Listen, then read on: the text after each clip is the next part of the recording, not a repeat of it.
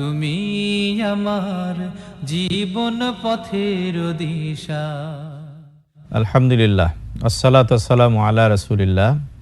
সম্মানিত দর্শক শ্রোতা, আসসালামু আলাইকুম ওয়া রাহমাতুল্লাহি ওয়া বারাকাতুহু। সিরাতে রাসূল সাল্লাল্লাহু আলাইহি সাল্লাম অনুষ্ঠান থেকে আপনাদেরকে স্বাগত জানাচ্ছি।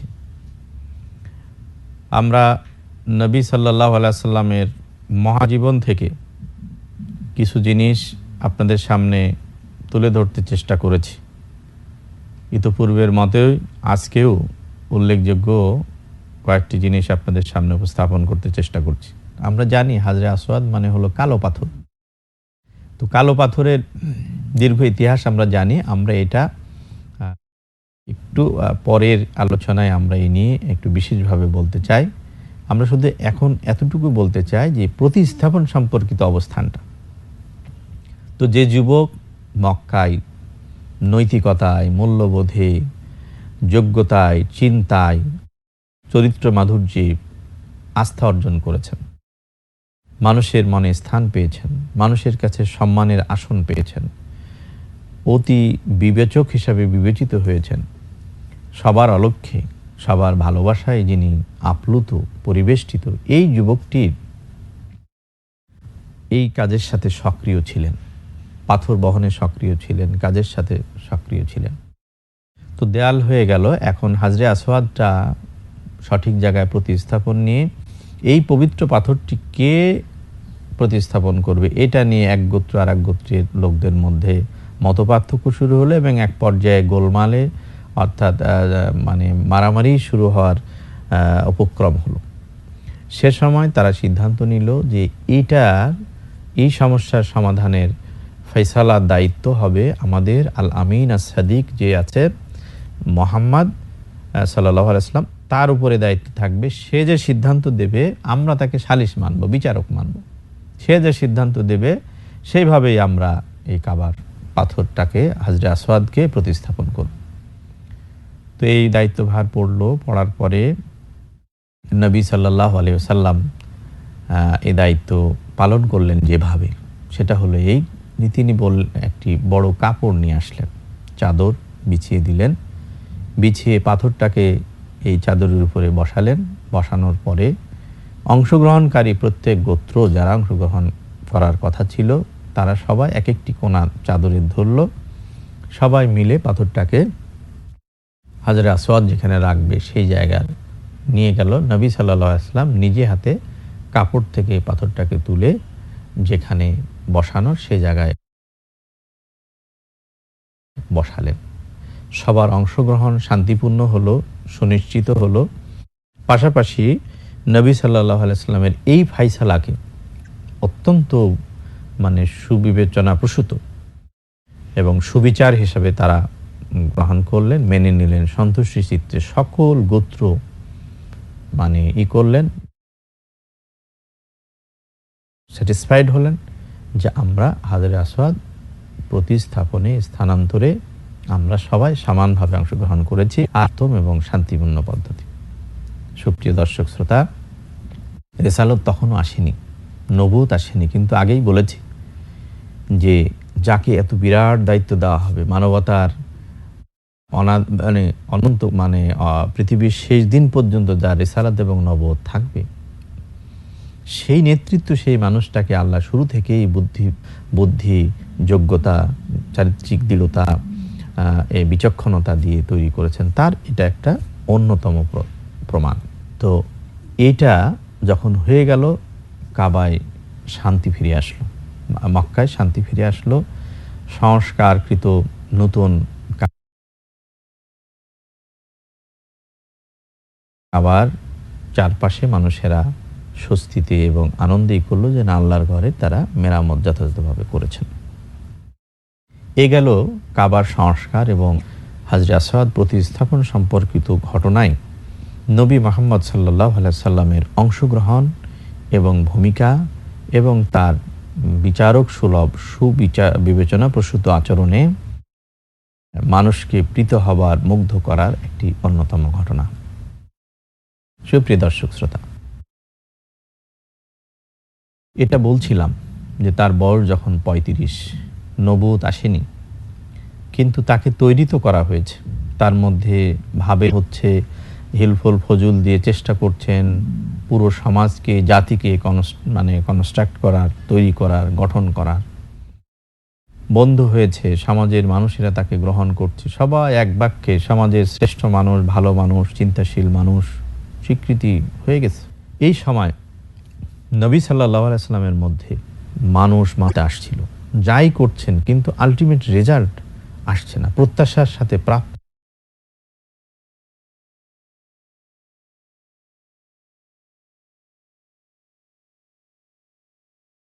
মিল হচ্ছে না।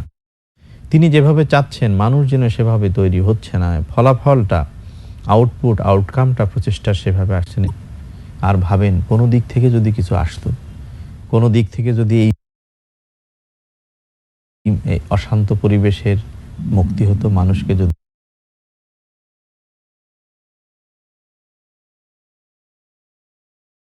পথ দেখানো যেত, এইভাবে নানা কথা আসছিল। এই পরিবর্তনের অবস্থানটা নবী সাল্লাল্লাহু আলাইহি ওয়াসাল্লামের নিজ চরিত্রে ছিল, কিন্তু পাশাপাশি এমন সম্মানের আসনে রেখেছিলেন সেই কুরাইশ নেতাদের মধ্যেও কিন্তু নবুয়ত আসার একটি পূর্ব লক্ষণ, একটা নড়াচড়া, একটা প্রয়োজনীয়তা তাদের আচরণে দেখা যাচ্ছিল। তেমনই দু একটি ঘটনা আপনাদের সামনে বলছি। রাসূল সাল্লাল্লাহু আলাইহি ওয়াসাল্লামের নবুয়ত লাভের আগে আরব সমাজের প্রতিভাধর, বিচক্ষণ যে সমস্ত ব্যক্তি ছিল, নেতৃত্ব ছিল, চিন্তাশীল মানুষেরা ছিল, তাদের মধ্যে একটা স্থিরতা ছিল, মানুষের কল্যাণ, মানুষের মুক্তি, মানুষের ভালোর জন্য একটা চিন্তা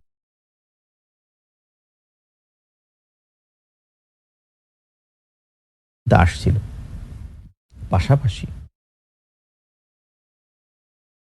এই জুলুম, এই অত্যাচার, সমাজের এই অধপতন, পদস্খলন, একটা মূর্তি কাবার মধ্যে তারা প্রতিস্থাপন করেছে। মানুষেরা পূজা করছে, প্রতিমাকে খাবার দিচ্ছে, অর্থ দিচ্ছে, গান গাচ্ছে, নাচছে চারপাশে, তার কাছে চাচ্ছে। কিন্তু এই আয়োজনের পাশে বসেছিলেন চারজন ব্যক্তি, কুরাইশ সমাজের নেতা। একজন হচ্ছে ওয়ারাকা আব্দুল্লাহ ইবনে জাহাশ, আরেকজন হচ্ছে ওসমান ইবনুল হুয়াইরিস, আর একজন হচ্ছে জায়েদ বিন আমর। তারা বসে মানুষের এই আবেগ, উচ্ছ্বাস ভরা দেবতা তুষ্টির যে চেষ্টা, প্রতিমার চারপাশের যে নাচ, গান, অর্চনা, এইটা দেখে তারা বলছে যে এই অর্থহীন কাজ আমার জাতি আর দিন করবে। এবং তারা বলা বলি করছে যে দেখো তো, এ শোনে না, বলতে পারে না, এ কোনো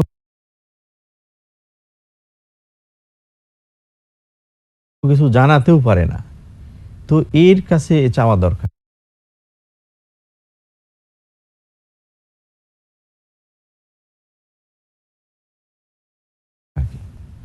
তার কাছেই চাইবো যার কাছ থেকে রিটার্ন আসে, প্রতি উত্তর আসে।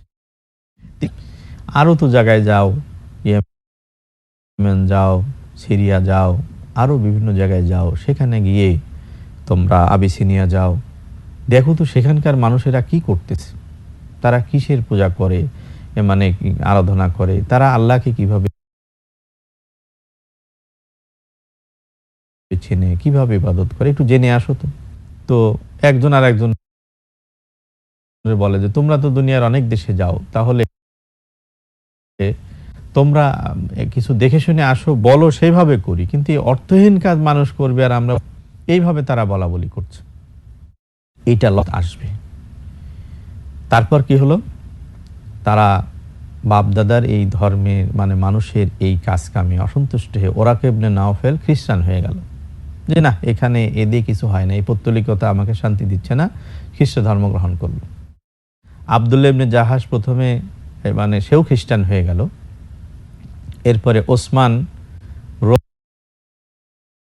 রোম সম্রাটের কাছে গিয়ে খ্রিস্টান ধর্ম গ্রহণ করলো।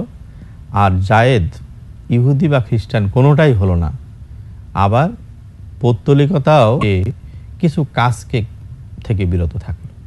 সে কাজগুলো কি, যে প্রাণীর গোশত, রক্ত বেদিতে বলি দেওয়া, এই বেদির কাছে চাওয়া, মূর্তির কাছে চাওয়া, প্রার্থনা করা, এইগুলোতে সে বলল যে আমি যাই বলো, আমি খ্রিস্টানও হব না, ইহুদিও হব না, কিন্তু এই ফলহীন কাজ, এসব উদ্দেশ্যহীন কাজ, অর্থহীন কাজ, এর মধ্যে আমি নাই। আমি পূজাও দেব না, কোনো এই সেখানে অর্ঘ্যও দেব না, কোনো কিছু বলিও দেব না, সেখানে কোনো উপঢৌকনও দেব না। এভাবে সে বিরত থাকুন। এগুলো তো সমাধান হলো না। এবং পাশাপাশি এই লোকটি তিনি মানুষকে বলতে লাগলেন যে এইসব খারাপ কাজগুলো, মেয়ে মানে কন্যা সন্তান হত্যা করা, অনাচার করা, অবিচার করা, ব্যভিচার করা, এইগুলোর বিরুদ্ধে কথা বলতে শুরু করলো। এবং সে বলেই ফেললো যে আমি দ্বীনে ইব্রাহিমের অনুসারী, এইসব ভালো টালো লাগে না, হবল, লজ্জা, লাত, মানাত, এগুলো কিছু না। এই ঘর কাবার মালিক যিনি, এই ঘর যে বানায়ছে, আমি তার অনুসারী, তার ধর্ম যেটা ছিল সেটার অনুসারী। তো আমরা আগে বলেছি যে শুধু নবী সাল্লাল্লাহু আলাইহি সাল্লাম নন, সেই সমাজে তার বংশের কিছু মানুষ ছিলেন বা কিছু সচেতন মানুষ ছিলেন যারা শিরকে লিপ্ত হতো না। যেমন আমরা নবী সাল্লাল্লাহু আলাইহি সাল্লামের পিতা আব্দুল্লাহ সম্পর্কে জানি যে তিনি কখনো শিরকে লিপ্ত হননি। তার মা জাহালি যুগের হলো পুত পবিত্র চরিত্রের অধিকারী ছিলেন। তার পরিবারে যেমন খাদিজাতুল কুবরা রাদিয়াল্লাহু তাআলা আনহা, তারা পুত পবিত্র চরিত্রের অধিকারী ছিলেন। অর্থাৎ সেই সমাজেও ভালো চরিত্রের, ভালো চিন্তা, পৌত্তলিকতা বিমুক্ত কিছু মানুষ ছিলেন, কিন্তু তারা পথ খুঁজছিলেন, কি করা যায়, কোন পথে মুক্তি আসে। এমন একটি ঘটনার বিবরণ, মানে অবস্থানের কথা আমরা জানতে পারি আবু বকর রাদিয়াল্লাহু তাআলা আনহুর মেয়ে আসমা রাদিয়াল্লাহু তাআলা আনহার বর্ণনা থেকে।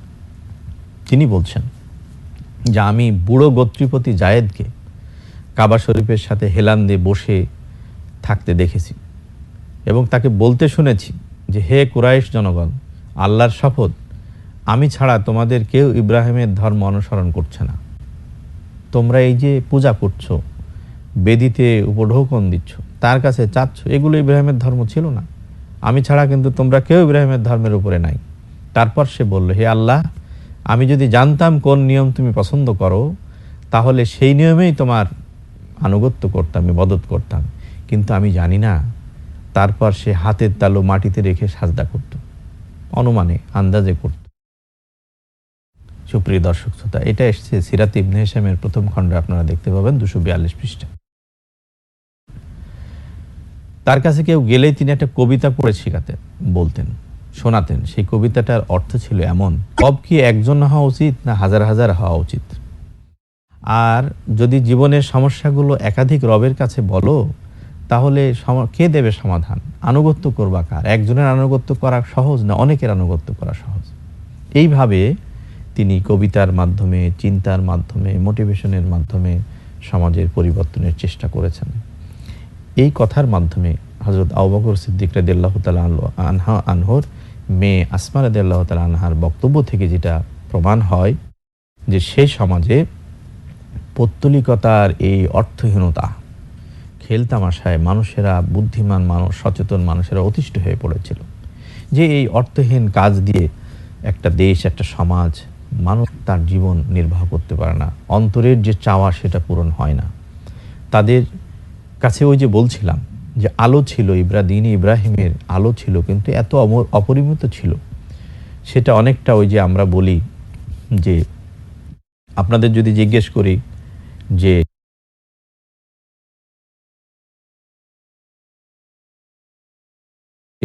চাঁদের আলো পছন্দ করেন না সূর্যের আলো পছন্দ করেন, তো নিশ্চয়ই আপনারা বলবেন যে চাঁদের আলো পছন্দ করি। এটা মানবিকগত মানে কত প্রশংসা করা হয়, কিন্তু প্রকৃতি আমার আপনার চাঁদের আলোকে পছন্দ করলেও জীবনের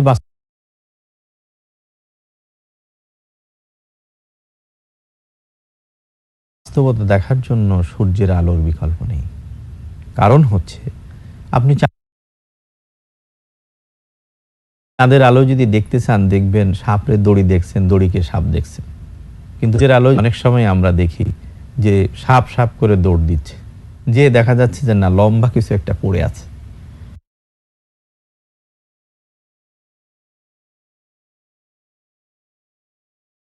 আবার দূর থেকে একটা গাছের ডালা নড়ছে, পাতা নড়ছে, এই কি যেন হচ্ছে, কোনো অশরীরী জিন ভূত এমন হবে, দৌড় দিচ্ছে। আলো নিয়ে, মানুষ নিয়ে, যেয়ে দেখা গেল কিছুই না, একটা গাছের পাতা নড়তেছে, অস্পষ্ট দেখে, সঠিকভাবে কোনো জিনিস দেখে না, কিন্তু মানুষ প্রকৃতিগতভাবেই এই অস্বচ্ছতা, মানুষের প্রকৃত কল্যাণকে সে প্রথমে চিনতে পারে না, সে পছন্দও করে না, এটা প্রকৃতিগতভাবেই মানুষের মধ্যে। এই জন্য আল্লাহুর রহমানুর রহিম, ওয়াল আসর ইন্নাল ইনসানা লাফি খুসর, যে মহাকাল মানব ইতিহাস সাক্ষ্য দিচ্ছে যে মানুষের স্বাভাবিক গতি হচ্ছে ক্ষতির দিকে যাওয়া, কল্যাণের চেয়ে অকল্যাণটাকে পছন্দ করা। সুপ্রিয় দর্শক শ্রোতা, আমি আপনাদের সামনে যে কথাগুলো বলতে চেষ্টা করছি সেটা হলো নবী সাল্লাল্লাহু আলাইহি ওয়াসাল্লামের জীবনের ওই ঘটনাগুলো, যে ঘটনাগুলো উল্লেখযোগ্য হিসাবে ইতিহাসে স্বীকৃত হয়েছে। তেমনই একটা ছিল কাবার সংস্কার এবং হাজরে আসওয়াদকে প্রতিস্থাপন করা। সেই সমাজ, সেই সমাজের মানুষের মানসিকতা, পাশাপাশি আমাদের সমাজ এবং আমাদের মানুষের মানসিকতা আমরা কম্পেয়ার করে তুলনামূলকভাবে বলতে চেষ্টা করেছি। পাশাপাশি এও বলছি যে নবুয়ত এবং রিসালাতের আগমনী বার্তা, যেমন ঋতুর আগমনী বার্তা, বসন্ত আসার আগেই মানুষ বুঝে গাছে গাছে নতুন পাতা গজায়, পুরানগুলো ঝরে যায়, ফুল ফোটে, পাখিরা ডাকাডাকি শুরু করে, কিছু সুনির্দিষ্ট পাখি, বাতাসের গতি পরিবর্তন হয়, টেম্পারেচার চেঞ্জ হয়ে যায়। ঠিক তেমনইভাবে নবুয়তের মতো এইরকম একটা মানে মানবতার জন্য বিপ্লবাত্মক একটি ঘটনা ঘটবে। আর শুধু এটা হবে তার প্রতি, যার প্রতি রিসালাত আসবে তার প্রতি না, তার মধ্যে তাকে তো আগ থেকেই প্রস্তুত করা হয়েছে। পাশাপাশি তার মধ্যে নবুয়ত ধারণ করার জন্য, রিসালাত বহন করার জন্য যে প্রস্তুতি দরকার, ওই মানুষটিকে সেভাবে তৈরি করা হচ্ছে, প্রস্তুত করা হচ্ছে, চিন্তার থেকে আচরণে, ব্যক্তি চরিত্রে, সামাজিক অ্যাকসেপ্টেন্সে করা হচ্ছে। পাশাপাশি ওই সমাজের চিন্তাশীল মানুষের মধ্যেও এমন একটি চিন্তা ঢুকিয়ে দেওয়া হচ্ছে, আপনা থেকে এসছে, যে মানুষেরা তাদের অন্তর্চোখ, ওই যে বলেছি ওয়ালাকিন তা'মাল কুলুবুল্লাতী ফিস সুদূর, বিবেকের অন্ধ চোখের মধ্যেও অপরিমিত আলো দিয়ে তারা খুঁজছে যে মুক্তি কোথায়, শান্তি কোথায়, কোথায় নিষ্কৃতি। এইরকম একটা চাওয়া পাওয়ার একটা মানে অভাববোধ তাদের মধ্যে সৃষ্টি হয়ে পড়েছিল। এমনই এক মুহূর্তে আল্লাহর অমীয় বার্তা নবী সাল্লাল্লাহু আলাইহি ওয়াসাল্লামের প্রতি, এবং আমরা সূরা জুমার 3য় আয়াতে আমরা দেখি যে এই যে নবুয়ত এবং রিসালাত যে আসলো, এইটার সর্বশেষ মানে লঞ্জিভিটিটাকে, এর দীর্ঘ মানে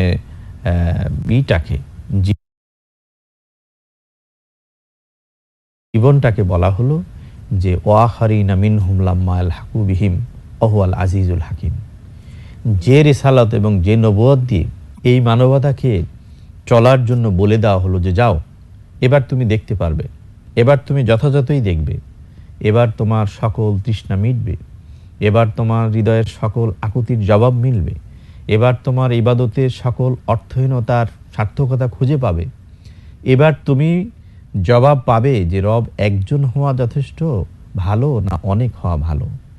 তুমি অনেক রবের গোলামিতে, নিষ্পেষণে তুমি ক্লান্ত হয়ে গেছো, পরিশ্রান্ত হয়ে গেছো, তোমাকে এক রবের সন্ধান দেওয়া হচ্ছে। এবার তোমাকে এক ইলার সন্ধান দেওয়া হলো, এবার তোমাকে সকল জুলুম মুক্ত করে শান্তি প্রতিষ্ঠার পথ দেখানো হলো। হিলফুল ফজুল নয়, হ্যাঁ সেখানে কল্যাণ চিন্তা করা হয়েছিল, চেষ্টা করেছো, ইনপুট আউটপুট মানে অ্যাক্টিভিটি দিয়েছো, কিন্তু কাঙ্ক্ষিত আউটপুট এবং আউটকাম পাওনি। শুধু আরব সমাজের জন্য তোমার এই হেল্পফুল ফজল, কিন্তু তার অ্যাকসেপ্টেন্স তো সারা পৃথিবী পুরো দেয়নি।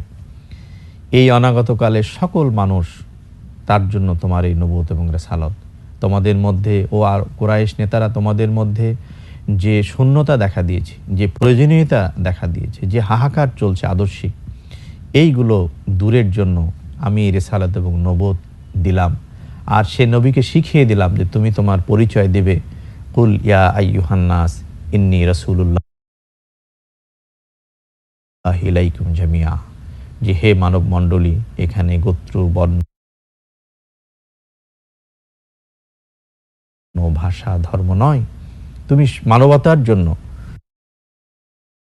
সম্বোধন করে বলো যে আমি তোমাদের সবার তৃষ্ণা মেটাতে, আকাঙ্ক্ষা পুরাতে, জীবনের এই পর্বের আলোচনা আমরা এখানেই শেষ করছি। আসসালামু আলাইকুম ওয়া রাহমাতুল্লাহি ওয়া বারাকাতুহু।